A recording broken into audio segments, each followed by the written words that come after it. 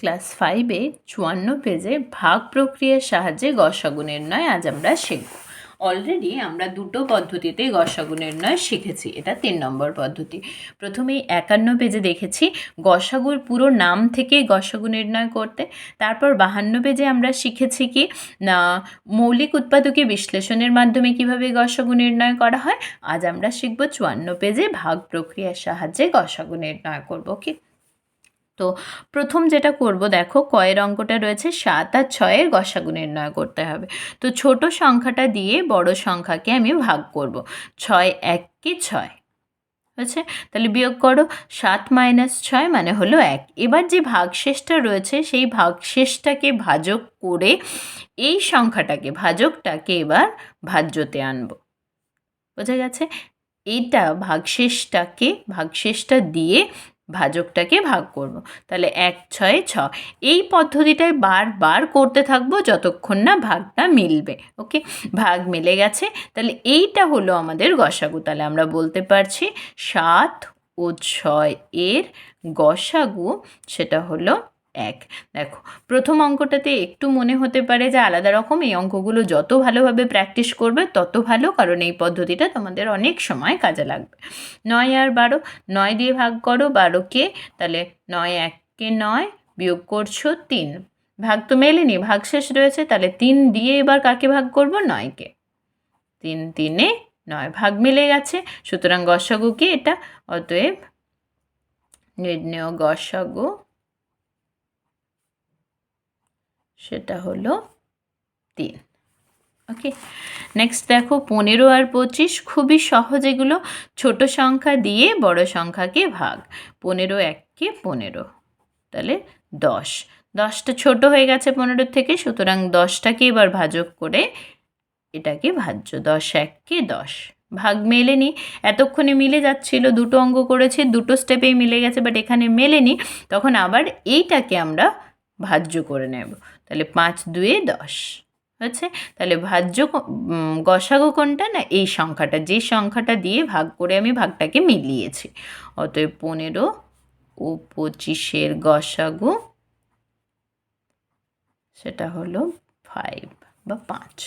একই রকম এখানে দেখো 24 দিয়ে ভাগ করো 36-কে, 24 1-কে 24, এটা হচ্ছে 2 1।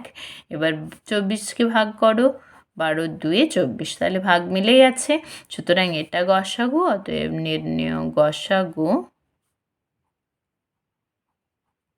সমান হলো 12। নেক্সট আছে 39 65। 39 1-কে 39, 2 করলে বেশি হয়ে যাবে, 6 আর 2, তাহলে 39-কে আবার ভাগ করো 26 3 1, তাহলে আবার ভাগ করছি। এবার 26টা হচ্ছে 13 2-এ 26। একই পদ্ধতি বারবার রেপিটেশন, যত বেশি প্র্যাকটিস করবে তত এগুলো সুন্দর হবে। ওকে, পদ্ধতি তো একই। গসাগু কোনটা, কত দিয়ে ভাগ করে মিলেছে? না 13। 10 আর 18, 10 দিয়ে ভাগ করব 18-কে, 10 1-কে 10, তাহলে 8 8 দিয়ে এবার তাহলে কাকে ভাগ করব? 10-কে। 8 1-কে 8, বিয়োগ করলাম 2 2 দিয়ে এবার 8-কে, 2 4-এ 8, তাহলে ভাগ মিলেছে 2 দিয়ে ভাগ করে। অতএব নির্ণেয় গসাগু, খুবই সহজ, কিন্তু প্র্যাকটিস করতে হবে, কখন কোনটাকে সামনে নিয়ে আসবে এটা বুঝতে হবে। 45 55 দিয়ে 45 দিয়ে ভাগ করব 55-কে। 45 0 1, তাহলে 45-কে ভাগ করব 10 4-এ 40, বিয়োগটা 5 5 দিয়ে এবার 10-কে ভাগ করব, 5 2-এ 10, তাহলে ভাগ মিলে গেল। অতএব নির্ণেয় গসাগু সমান হচ্ছে 5। 22 দিয়ে ভাগ করব 33-কে, ছোট সংখ্যাটা দিয়ে বড় সংখ্যাকে ভাগ করব। 11, এবার 11 দিয়ে 22-কে ভাগ করব, 11 2-এ 22। অতএব খুবই সহজ, এগুলো দেখেই বুঝতে পারছো। নির্ণেয় গসাগু, অনেক সময় আমরা উৎপাদকী বিশ্লেষণে করার সময় বুঝতে পারি না কত খাওয়াবো। অনেক বড় বড় যখন সংখ্যা থাকে, তোমরা যখন বড় হবে দেখবে অনেক বড় বড় সংখ্যা আছে, তখন বুঝতেই পারছো না যে কত দিয়ে খাবে। দেখবে হয়তো 29 দিয়ে প্রথম খাবে, আর আগের কোনো সংখ্যা দিয়ে খাচ্ছে না, কোনো মৌলিক সংখ্যা দিয়ে, তখন আমরা বুঝতে পারি না। সেক্ষেত্রে এই ভাগ পদ্ধতিটা খুবই লাভজনক হয়।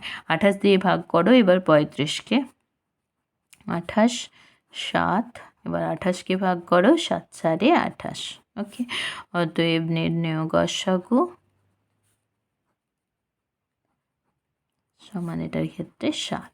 এটা 21 দিয়ে ভাগ করবে 30কে, 21 1 21, তাহলে এটা হলো 9, 21, 9 2 18, 3, তাহলে 9 দিয়ে 9কে ভাগ করবে এবার, 3 3 9। ওকে, তাহলে ভাগ মিলে গেছে। অতএব নির্ণেয় গসাগু সমান হচ্ছে 3। পরের ভিডিওতে আমরা 55 পেজের যে অঙ্কগুলো আছে সে অঙ্কগুলো করে দেখাবো।